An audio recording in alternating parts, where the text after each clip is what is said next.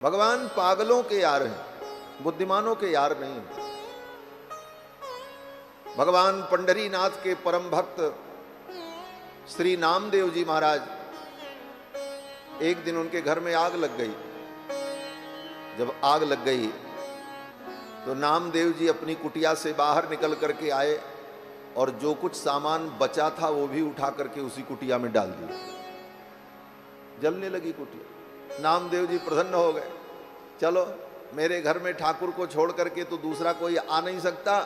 आज भगवान अग्निदेव के रूप में मेरे घर में पधारे हैं, आज इनको तकिया बिस्तर खाने की इच्छा भई है तो खा लो महाराज। भोग लगा दिया, पूरा घर ही भोग लगा दिया। त्वदीयं वस्तु गोविंद तुभ्यमेव समर्पय। पूरा घर जल गया, कोई चिंता नहीं। एक पेड़ के नीचे बैठकर कीर्तन करने लगे, विट्ठल विट्ठल विट्ठला पांडुरंग विट्ठला। भगवान को चिंता भई। मंदिर में विराजमान भगवान ने लक्ष्मी जी से कहा, देवी देखती हो ये मेरा भक्त बड़ा विलक्षण है, ये तो कण कण में मुझे देखता है,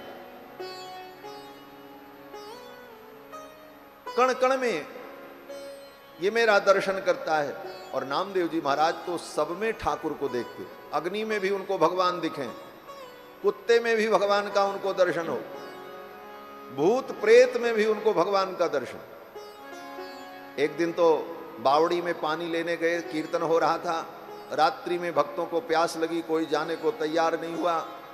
नामदेव जी ने कहा हम ही जाते हैं। और उस बावड़ी में बड़े बड़े भूत रहते थे, प्रेत रहते थे महाराज। वो सब प्रेत भयानक रूप धारण करके सामने आ गए। जब सामने आए तो नामदेव जी ने अपनी करताल निकाली और करताल बजा करके नाचने लगे और भजन गाया, भले पधारे मेरे लंबक नाथ। वाह, ये मेरे लंबक नाथ हैं, ऐसा लंबा रूप तो मैंने भगवान का कभी नहीं देखा। ये लंबे लंबे हाथ, ये लंबे लंबे पांव, ये बड़े बड़े दांत, ये तो आपका अद्भुत रूप है। ऐसा कह करके नामदेव जी ने जब कीर्तन किया तो उस भूत के अंदर से भगवान का दर्शन हो गया महाराज। उन भूतों का भी कल्याण हो गया, उन प्रेतों का भी कल्याण हो गया और नामदेव जी को भगवान का दर्शन हो। तो भक्त तो कण कण में भगवान देखता है। नामदेव जी ने अग्नि में भी भगवान को देखा, घर जल गया। भगवान ने कहा लक्ष्मी जी से, देवी देखती हो ये कितना विलक्षण भक्त है, अग्नि में भी मुझे देखता है और अपने पूरे घर को ही भोग लगा दिया, समर्पण कर दिया, अब मैं क्या करूं। तो लक्ष्मी जी ने कहा प्रभु, जब कोई व्यक्ति आपको कुछ भोग लगाता है, समर्पण करता है, तो वही वस्तु उस व्यक्ति को प्रसाद के रूप में मिलती। आप मंदिर में लड्डू भोग लगाओ तो लड्डू ही प्रसाद आपको मिलेगा। तो लक्ष्मी जी ने कहा इसने अपना घर भोग लगाया है तो इसको प्रसाद के रूप में घर प्रदान करो, यही धर्म है। भगवान ने कहा ठीक है। ठाकुर जी आए, बढ़ई का वेश बना करके, बोले महाराज आपका घर जल गया है, आप कहो तो मैं आपका घर बना दूं। नामदेव जी ने कहा हमको तो जरूरत नहीं है, आप बना दो तो अच्छी बात है। बोले हमारा कुछ सहयोग करो। नामदेव जी ने कहा हम कुछ नहीं करेंगे, हम तो केवल भजन गाते हैं और हमको कुछ नहीं आता। तो बढ़ई के रूप में आए हुए, कारीगर के रूप में आए हुए भगवान ने कहा तो एक काम करो, तुम हमको भजन सुना दो, हम तुम्हारा घर बना देते। नामदेव जी ने कहा ये चलेगा। और नामदेव जी ने खूब भजन सुनाया और भगवान नामदेव का घर बनाने लगे। फूस की झोपड़ी सुंदर सजा करके बनाई। बांधते समय रस्सी का बंडल नीचे गिर गया। भगवान ऊपर चढ़ करके बांध रहे थे, अब रस्सी का बंडल कौन पकड़ा। नामदेव जी बैठे भजन कर रहे। भगवान ने कहा जरा रस्सी तो पकड़ा दो। नामदेव जी ने कहा हम कुछ नहीं करेंगे, जो करना सो आप ही करो। तब भगवान ने लक्ष्मी जी को बुलाया और लक्ष्मी जी को बुला करके कहा देवी आप सहयोग करो। तो लक्ष्मी जी ने रस्सी दी और फिर भगवान और भगवती लक्ष्मी दोनों मिल करके नामदेव जी का घर बनाते। नरसिंह जी ने अपने पद में जब उलाहना दिया है तो यही कहा है कि नामदेव थारो नानो लागे, जिनलो छप्पर छायो रे। ये नामदेव तुम्हारा नाना लगता था, जिसका छप्पर छाने के लिए आप चले गए। और लक्ष्मी बंद खिंचायो है, लक्ष्मी जी ने आपका सहयोग किया, रस्सी पकड़ाई और आपने उनका घर बनाया। और मेरी नानी बाई के लिए मायरा भरना हुआ तो आपको समय नहीं है, फुर्सत नहीं।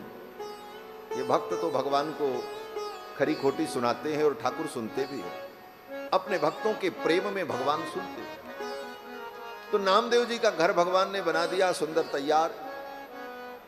जब घर तैयार हो गया, रातों रात बन करके तैयार, आप विचार करो, अपने संकल्प मात्र से अनंत अनंत ब्रह्मांड की रचना करने वाला परमात्मा जब अपने हाथों से कोई घर बनाएगा तो उस घर में कितनी कला होगी, कितनी सुंदरता होगी। और वो भी रातों रात बन करके तैयार। सवेरे लोगों ने देखा, अरे कल तो नामदेव का घर जल गया था, ये रातों रात कैसे बन गया। सब आए पूछने के लिए, बोले नामा ये तेरा घर इतना सुंदर कैसे बन गया, किसने बनाया, कौन कारीगर था, इतनी जल्दी और इतने कम समय में और इतना सुंदर।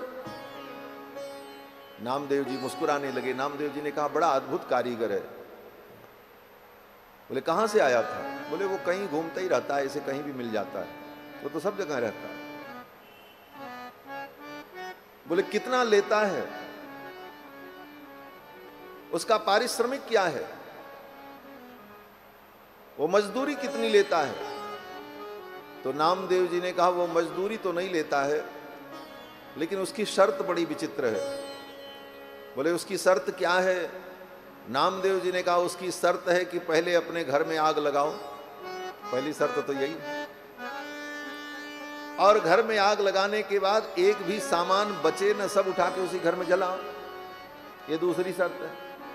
और तीसरी शर्त है, इसके बाद निश्चिंत होकर के बैठ जाओ, वो आएगा कि नहीं आएगा, वो आ भी सकता है और नहीं भी आ सकता, इतना भरोसा रखो, तब वो आता है। अब लोगों ने सुना, संसार के लोग तो, संसारी प्राणी तो अपने ढंग से सोचते हैं। लोगों ने एक दूसरे की ओर देखा और नामदेव की ओर देखा।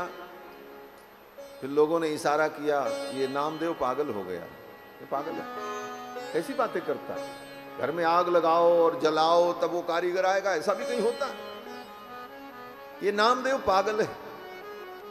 तो नामदेव जी ने सुन लिया और नामदेव जी ने कहा, हाँ भैया मैं पागल हूं और मुझ पागलों का ही वो कारीगर है, तुम्हारे जैसे बुद्धिमानों का कारीगर वो नहीं। तो भगवान तो पागलों के यार हैं, बुद्धिमानों को भगवान नहीं मिलते और सरल को, सीधे को ठाकुर जी बड़े जल्दी मिल जाते। इसीलिए वेदों ने कहा, नायम आत्मा प्रवचने न लभ्यो न मेधया। ये मेधया की बात थी, इसलिए ये बात हमने कही। न मेधया, भगवान बुद्धिमान को नहीं मिलते, बुद्धिमानों से तो बहुत दूर रहते। हाँ, बुद्धि के साथ साथ उसके अंदर सरलता और विनम्रता आवे तो बुद्धिमानों को भी भगवान मिलते। लेकिन केवल बुद्धिमान हो, चतुर हो, तो ठाकुर उससे बहुत दूर रहते। न मेधया न बहुना श्रुतेन, बहुत कोई सुन ले, रात दिन वो सुनता ही रहे ज्ञान विज्ञान की बात और सोचे कि हमें भगवान मिल जाएंगे।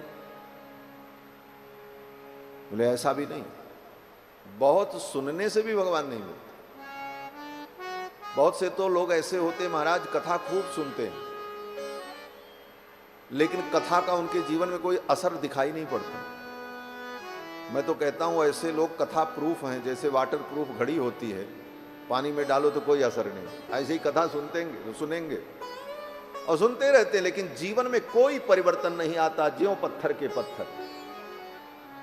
ऐसे व्यक्तियों का क्या वर्णन किया जाए।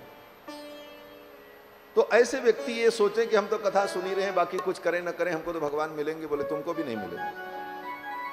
न मेधया न बहुना श्रुते, न बहुत सुनने वाले को भी नहीं मिले। तब प्रश्न हुआ कि फिर मिलेंगे किसको भगवान। तो वेदों ने कहा कि यमे वै शृणुते तेन लभ्यः, वो भगवान स्वयं जिसका वर्ण करेंगे वो उनको प्राप्त करे।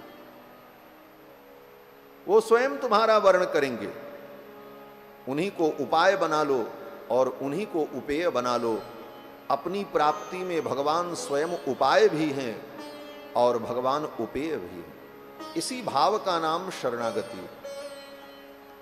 सारे साधनों की आशा छोड़कर भगवान से ही प्रार्थना करो, प्रभु आपकी कृपा से ही मैं आपको प्राप्त कर पाऊंगा और आप ऐसी कृपा करो कि आप मुझे प्राप्त हो।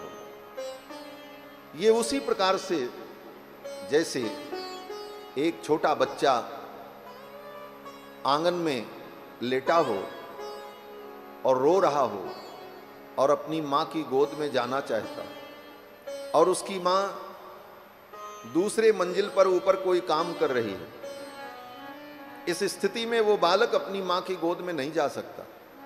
प्रयास करके भी वो बच्चा 2 मंजिला चढ़कर अपनी मां की गोद में नहीं जा सकता।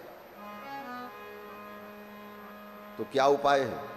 बोले यही उपाय है कि वो बच्चा रोता रहे अपनी मां के लिए बस, और मां पर भरोसा करके निश्चिंत रहे, क्योंकि उसके पास कोई साधन नहीं है जाने का, न शक्ति है, न चलने का सामर्थ्य है, न इतनी बुद्धि है, न इतनी जानकारी है। तो बच्चा अपनी मां के लिए केवल रोता रहे। तो रोने का परिणाम क्या होगा? बोले मां स्वयं ऊपर से उतर करके आएगी और उसे गोद में उठा लेगी। बच्चा तो वहां तक नहीं जा सकता, लेकिन मां के लिए रोना शुरू करेगा तो मां को आना पड़ेगा और मां उसे गोद में उठा लेगी और बच्चा अपनी मां के गोद में पहुंच जाए। यही स्थिति जीव की। जीव इस धरती पर पड़ा हुआ किसी साधन से उस परमात्मा की गोद में नहीं पहुंच सकता। बस एक ही साधन है, रोते रहो, उसका स्मरण करते रहो, उसके भाव में डूबे रहो। उसी को दया आएगी तो वो स्वयं आकर के तुमको गोद में उठा लेगा और उसके गोद की प्राप्ति हो जाएगी। इसी को शरणागति कहा गया, यही शरणागति। इसी को वेद भगवान ने कहा, नायम आत्मा प्रवचनेन लभ्यो न मेधया न बहुना श्रुतेन यमे वैश वृणुते तेन लभ्या। वो स्वयं तुम्हारा वरण करेगा, यही शरणागति।